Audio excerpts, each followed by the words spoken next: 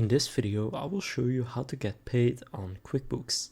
So to do this, just open up QuickBooks and there is an app that we are going to use for this.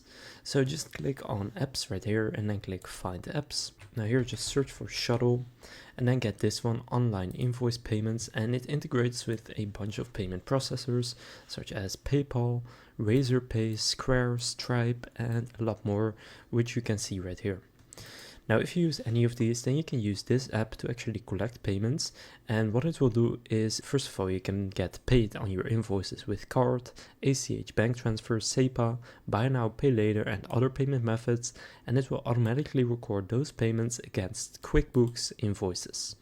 So if you want to get this app, they have a free plan available. So click on Get App Now. And then after you install it, you can then use that app to actually send payable invoices, and that will then sync with your QuickBooks account.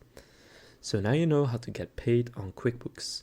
If this video was helpful, please consider leaving a like and subscribing to my channel. And with that being said, I will see you in the next video.